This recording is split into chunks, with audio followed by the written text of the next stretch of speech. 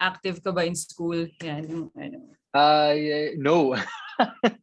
Not when I was a kid. So a lot karamihan ng skills, acting, singing, dancing, hosting.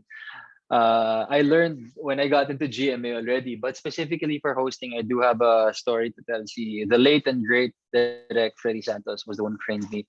He was the first person who gave me a hosting workshop, and he basically taught me how to value hosting. And he, I guess para ma-share na rin, diba? I guess the one point that stuck to me is as a host, you're a bridge dun sa main content and sa audience. It's not about you. Diba? Itutulay mo yung audience para mas ma-enjoy nila yung content at yung main program. So that's what I learned from Direct Freddy, and I will never ever forget that. Up to this day, I use that as my guiding, as my North Star when I'm hosting. Thank you. Congratulations and good luck. Thanks, Thank you, Tin. Kate. Thank you, Kate. Ang susunod naman tawagin natin from Showbiz Ganap, James Miguel. Hi, James. Po. Hi. Hello. Yung question ko, kasi nabanggit na din naman na co-host mo si Megan. Every parang episode ba iba-iba yung co-host mo dito? Possibly. So, of course, I would love to always be working with my wife, but that choice is not up to me. So, sa ngayon, I think we can expect na we may have different co-hosts. But let's see. Alam mo naman natin dito sa mundo ng showbiz, pabago-bago every day. So, we shall see. Thank you. Follow-up lang. Can you also share kung ano yung masasabi mo na the best ka moments ng buhay mo ngayon?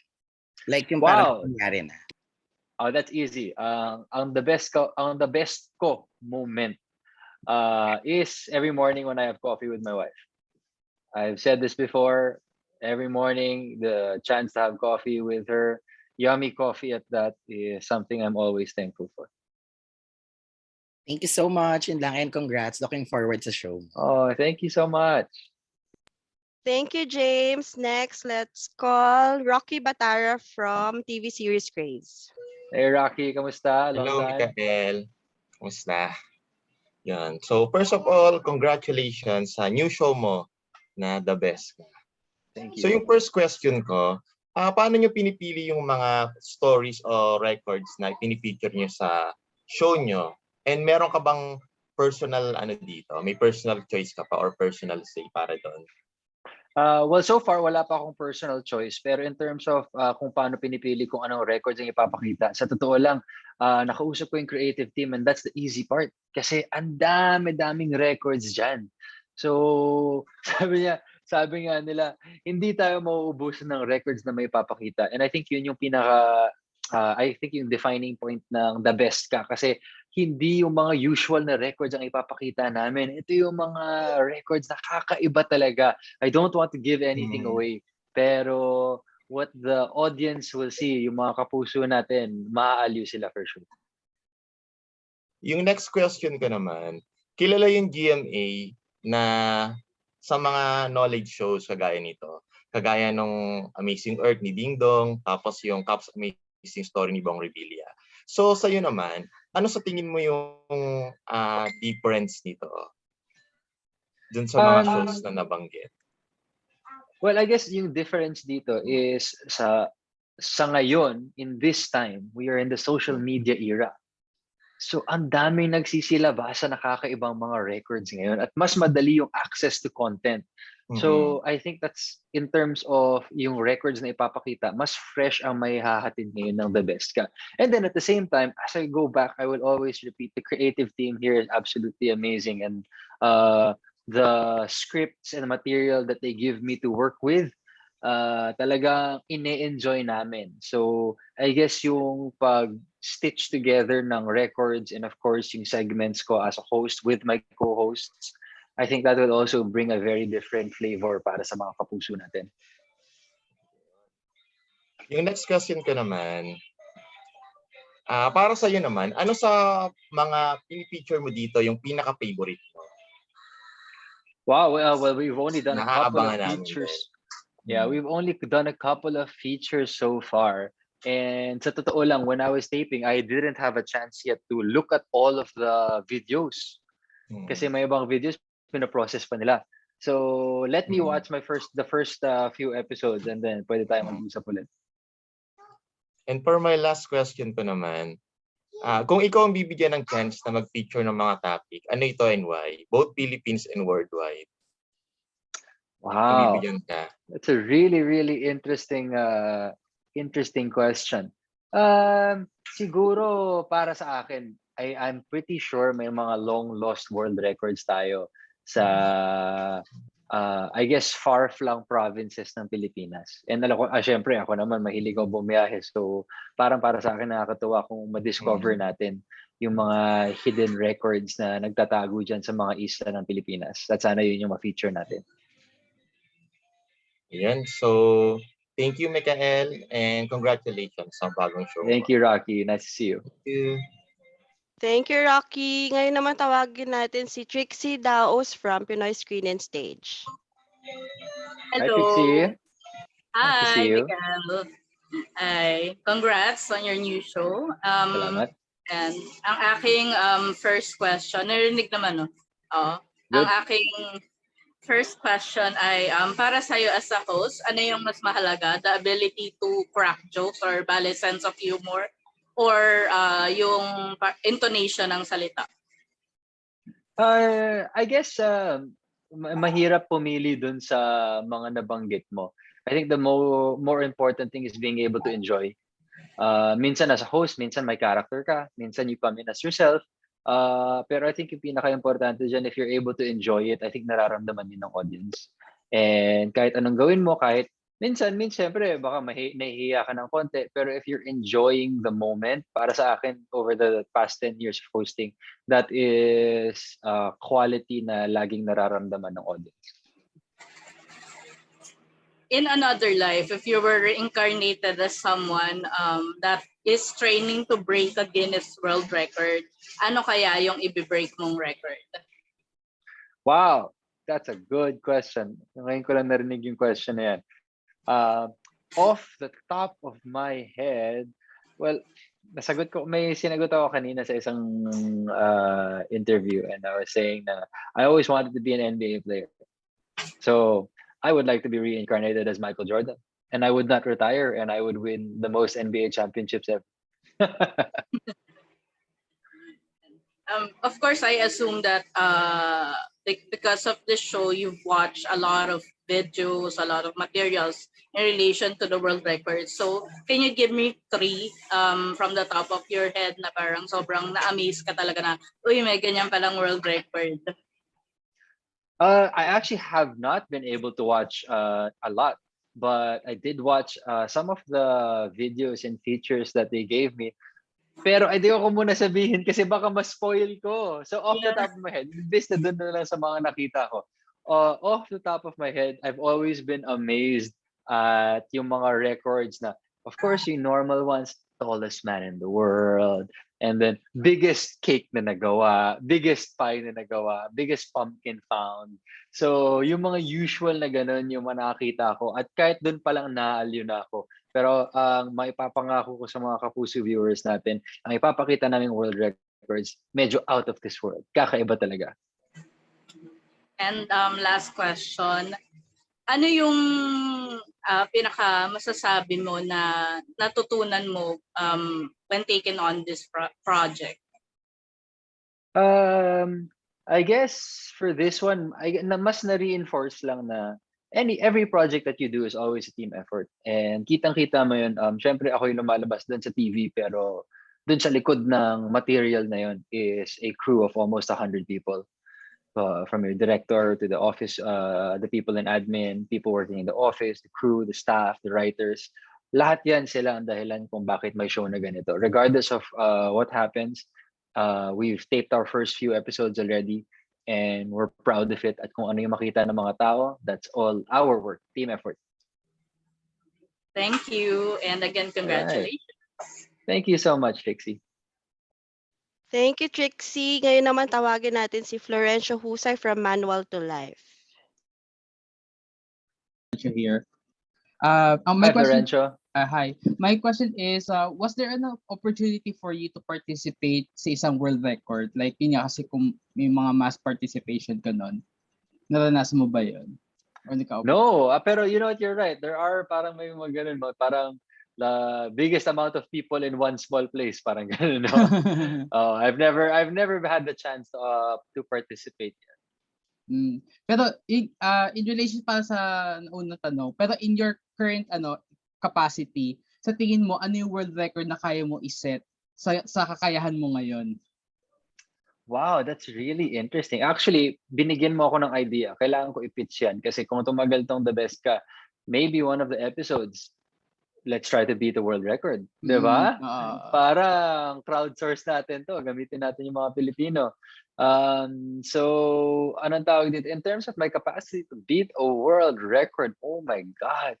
Ang daming magagaling na tao dyan. I have to get back to you. So, we'll see. But you gave me nice ideas. Thank you so much. Okay. And my next question is, since you mentioned we have also Filipino world record holders, will there be an opportunity na sila rin mismo mag-guest sa show para interviewin mo on how they achieve that record, etc. Ganun? I hope so. I think that's definitely something. Ang maganda dito sa show na to is no holds barred siya. Ang dami pwedeng gawin. Siyempre ngayon we're shooting in a studio, we're shooting in a set location because of, siyempre we still have health and safety protocols to follow. Pero habang lumuluwag ang mga protocols natin over time, then yeah, hey, you can come into the creative team na. Ang dami mo nang naambag na mga ideas.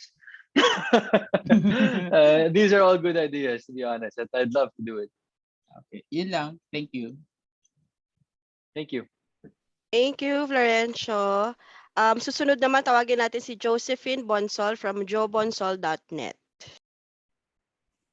Hello, congratulations, Mikael. Hello, Josephine. Hello, nice to see you. Since I'm very old, refresh my memory, no?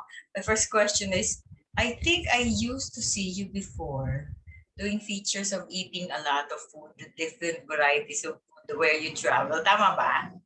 Yes, that is correct. I did Midnight Express, which was a segment that aired in Saksi for half a decade.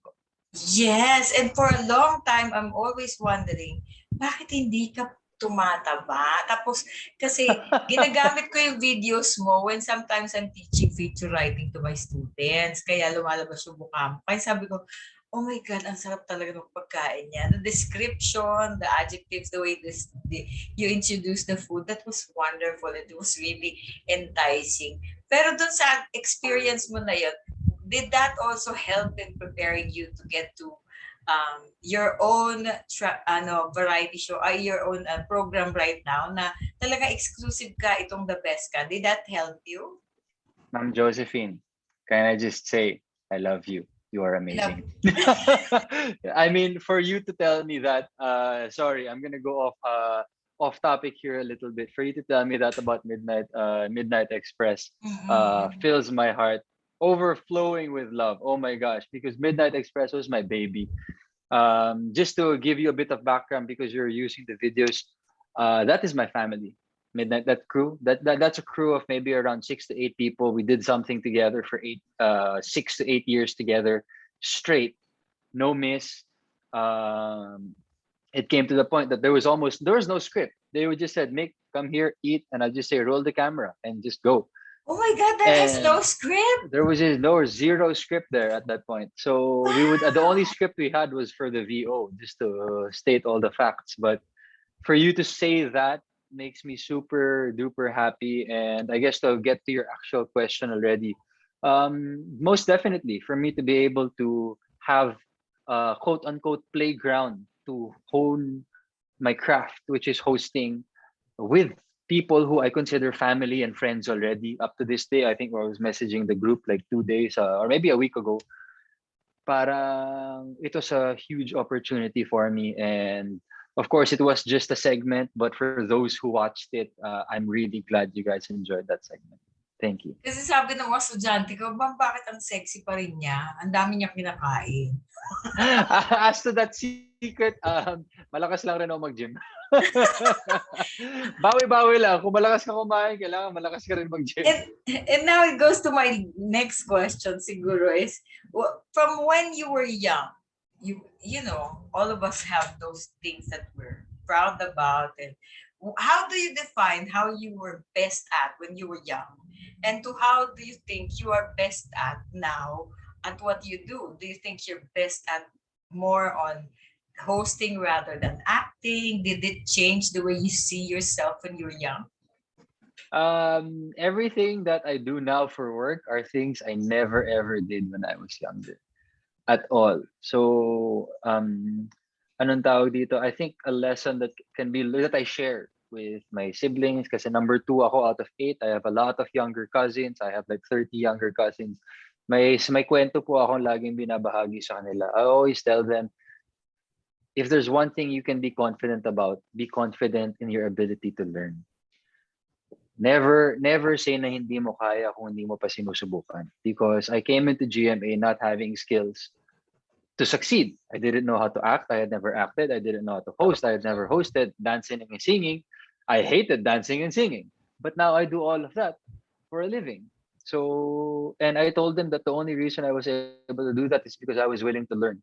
And part of learning is going through that humility, going through, of course, it's a bit embarrassing, but owning up to that. So for me, in terms of the question, I wasn't the best at anything that I'm doing now when I was younger, but I could say that I was pretty good at learning. Wow, those are beautiful words.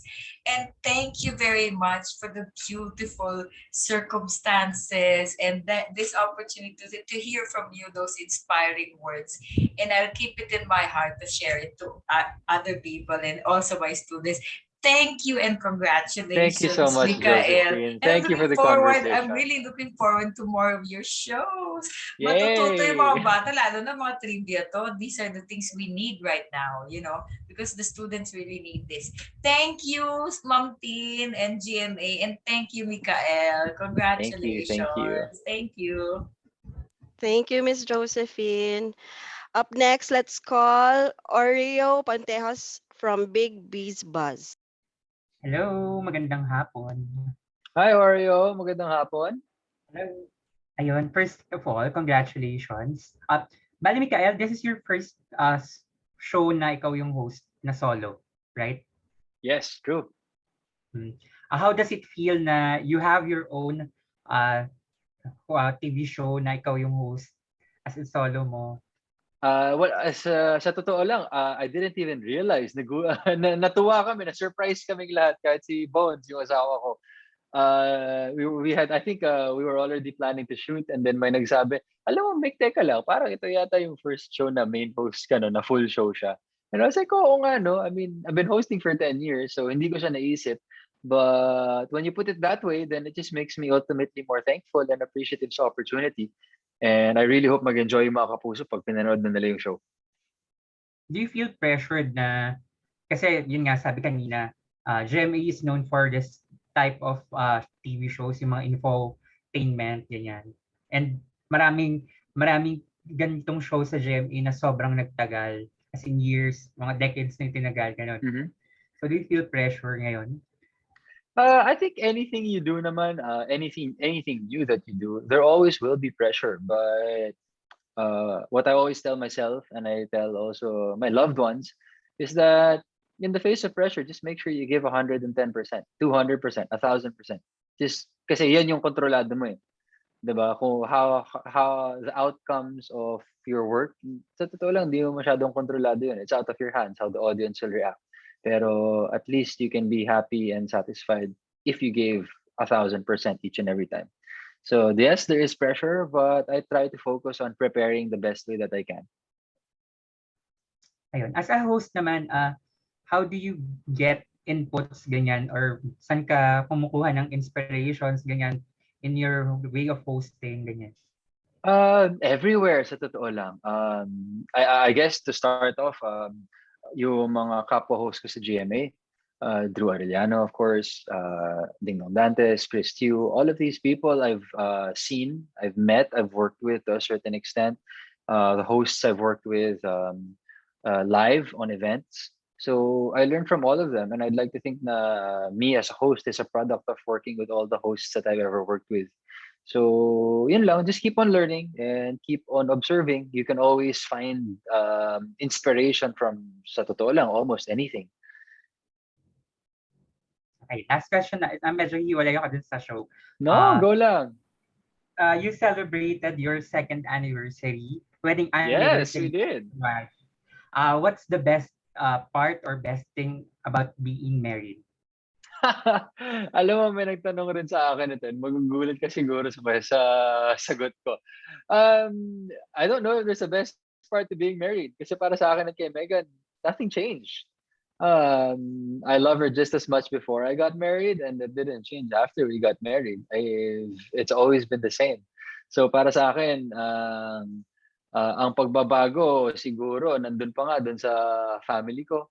Kasi naninibago sila na may asawa na ako. But for me and Megan, we go through life the same way. Still make coffee for one another in the morning, enjoying our video games, hosting and acting from time to time. So life goes on and you just enjoy. Thank you so much and congratulations, Mikael. Thank you, Thank you so Tin. much, Oreo. Thank you, Oreo. And last but not the least, si Albert Abelido from Chica Des Al. Hi, Albert.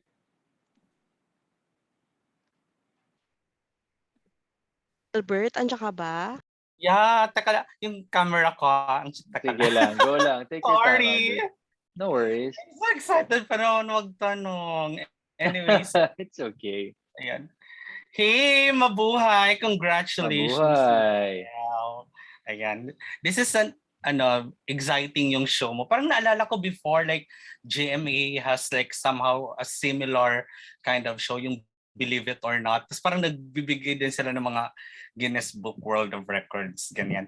So, yung first question ko is, so far in with your journey in showbiz so far, what do you think would you consider yung the best na nangyari out of being in showbiz? Wow, that's an amazing question. Well, para sa akin, I don't know if I can single one out, one moment out. Kasi para sa akin, give me any show, I'll give you one really, really good memory about it. Kasi para sa akin, each show has been extremely important dun sa growth ko as to who I am right now as an actor, as a host. I mean, everything that I am right now is because of what I've done before. So para sa akin, I just appreciate every moment there. Ayan. And ano din, kasi like, parang yung term na the best ka is normally being provided when you really show appreciation. Ganyan, di ba? Parang, but there are people kasi na hindi rin sila ganon ka vocal when they show appreciation, but they really do. Ganyan. Ikaw ba, what type of person are you? Ikaw ba tong tipong you really verbalize yung appreciation, and why do you think mas better yung ganong pagbibigay ng appreciation? That's an interesting question. I have two answers to that. In one side, I would actually say hindi ako masyadong verbal when I'm showing my appreciation. And in the same token, hindi ko rin kailangan yun if ever may nagawa ako na that is appreciated. I also don't need that rin kasi. Para sa akin, yung mas importante dyan is you're happy that you gave your best. So parang going back to the answer I had a while ago, when you're able to give 1,000% effort and people say, uy, the best yan, then you're thankful. Pero even if people don't say anything at all, pag alam mong you gave 1,000%, kailangan happy ka na dun. Kailangan internally satisfied ka na. So I guess that's one point. Pero I guess to another point naman, when there is something na parang namangha ako or naaliw ako, then I guess that's when parang yung initial reaction, dun ko linalabas na, oh my God, that's amazing. Oh my God, that's beautiful. Let's say I go to a place, bumiyahe ako and I see a tourist spot and I'm like, oh my God, this is the best place I've ever seen. So two sides, depende siguro kung ano yung stimulus for me to react. Yeah, I get you. Ganyan. Di kasi, di ba, sometimes talaga pag parang some people parang iniisip nila you're not appreciated just because hindi nasabihan, di ba? Parang gano'n. Oo. So yeah, it's always good for people to know na, 'di ba? Be happy with what you can control. Parang hindi naman natin control kung ano yung sasabihin ng tao. Siyempre baka isisip nila ang galing-galing mo pero hindi nila sinasabi. So what you can control is how much effort you put into anything you do. And when you put 1,000% at yun yung goal mo sana, dapat masaya ka na kasi nagawa mo yun. Okay. Thank you. And Mikael, as a host of an infotainment program, how do you think this show can put value in this age of fake news, misinformation, history revisionism? Paano to makakapagbigay? Kasi itong sasabihin mo sa amin, those are part of history. Di ba? Yes. Majority could be, and maybe some are things that we will set a record pala. Yes, wow, that's actually that's a very deep question. That's a deep-rooted question. Pero sige, without getting too deep, I'll try to answer it on the surface. Yes, we are an infotainment show, so we are providing information. So yung information natin, syempre, the best kind of information is one that is backed up. Parang reputable and credible siya. So I am proud to say that we are working with Guinness, so the Guinness World Records. So I think Guinness is already known for being able to measure, collect, and credibly report world records. Para nakita natin kahit sa mga YouTube at makita natin sa The Best Ka na parang may team sila na nagve-verify na yun nga yung world record. So at least on that point, on a personal level, syempre, I'm not an auditor. I cannot credibly say, world record yan. But we are working with Guinness and they are a reputable entity. So with that, confident ako dun sa mga i-report namin na features.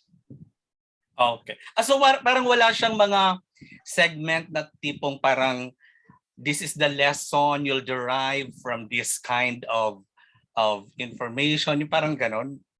Parang well, pure, so far, it's more of us featuring, inihahatid lang namin na, may ganitong world record. Kakaiba, ito yung ginagawa niya. Ito yung, I guess, may short snippet rin. Ito yung pinagdaanan niya para maabot niya yung world record na ito.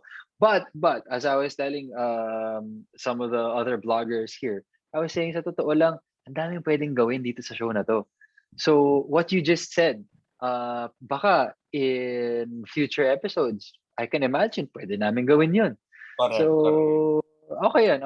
This show is extremely flexible. Okay, that's nice. And last question ko na lang, ganyan. Ano yung pwede mong ma-advise doon sa mga taong are still in the middle of their journey in finding their best self? And how can they, paano, hindi ko sure kung narating mo na yung part na yun, ganyan, but learning from your own journey, paano feeling mo? Well, I mean, I have two answers. Short answer, kapit lang, mga best. Long answer. Long answer is, I mean, lahat naman tayo, we're always on a journey. I think, I don't think, at least on a personal note, I don't think anybody can say, ito na yung best version ko, tapos after nito, wala na. So, I think we're always on a journey. But I think yung importante dun is, maging masaya rin tayo. Yung mga ibang tao kasi, parang masyadong pinipressure yung sarili na, okay, I need to be the best version, I need to be the best version. Nakakalimutan nila na maging masaya dito sa moment na ito. Okay, yes, sige, papunta ka dun sa best version mo, pero enjoyin mo rin yung mismo moment na ito na papunta ka dun. Kasi yung pag nandun ka na, isang moment lang yun eh. Mas matagal yung moment na papunta ka dun. So, kailangan i-enjoy mo din yan. I think everyone, kahit ako, I've always needed that reminder. So, I think people need to be reminded of that from time to time. Okay, thank you so much. Si Tita Kate, na-enjoy niya yung journey niya so far. May mga nag-message sa kanya. And thank you so much, Albert. Thank you for the question. Thank you, Mikael. Congrats. Thank you, Tin. Thank you, Albert. Ano ko nakakatuwa kasi ang gaganda ng mga tanong ng bloggers natin. Very interesting. Yes, in fairness. And ngayon, siguro, bibigyan natin ng chance si Mikael to invite yung ating mga bloggers and influencers to support your show, yung The Best Ka. Go, Mick! Yes, sa mga kapwa bloggers, vloggers, and influencers dyan. Kamusta na kayong lahat? And thank you so much for being here. Thank you so much for watching this. I'd like to invite all of you to watch the new show coming out on GMA Network. It's called The Best Ka. I am hosting it. And for the first episode, I will be co-hosting it with my lovely wife, aka Bones, aka Megan Young. This is airing at 3:50 p.m. on February 20. That is a Sunday on GMA Network, of course. Thank you so much for all of your support, and I hope you enjoy what we have prepared for you guys. And baka meron ka pang ibang gusto i-promote, Mick, kung may iba kang projects or even your vlogs na pwedeng sundan ng ating bloggers. Yes, of course. You know the drill. Social media is all over the place. We have Instagram, Facebook, TikTok, YouTube. You can catch all my content there. I'm at Mikael Daez. My wife and I stream video games from time to time on our Facebook page. We have a podcast called #Behind Relationship Goals. And yeah, I think I named all those social media sites so far. If there's a new one, I'll let you know. Yay, thank you. And again, congrats, Mikael. Ako very proud ako kay Mick dahil nakatrabaho ko na siya. For me, one of the best actors and one of the best hosts ng GMA. You really deserve this project. Congrats, Thank you so Mick. much, Tin. I really, really, really appreciate those words. Okay, so bago po natin pakawalan si Mick, I'm sure very busy siya. Baka marami pa siyang kailangan gawin. Kailangan namin ng resibo. Mag-group shot muna tayo para meron kaming Game. remembrance. Hingin ko yung help ni Isa para sa group shot. All right, everybody, give me your best smile. 3, 2, 1, smile. All right. Thank you, everyone. Yay! Maraming salamat. Congrats again, Mikael. For sure, magaganda yung ipopublish ng ating vloggers dahil sa interview natin today. Maraming salamat. All right. Thank you, everyone. Have a great day. Bye! Congrats again! Bye-bye. Thanks, Tin. Thank you sa lahat. Thank you. Nairaos din. Correct. Congrats din. Salamat for supporting my hosting debut, Char. Bye. Bye! End ko Tin. na. Thank you. Bye-bye. Thank you ulit. Ah. Thank you, Isa. Send ko sa'yo yung link. Copy, ate. Thanks, Ate Tin. Thank you. Congrats din.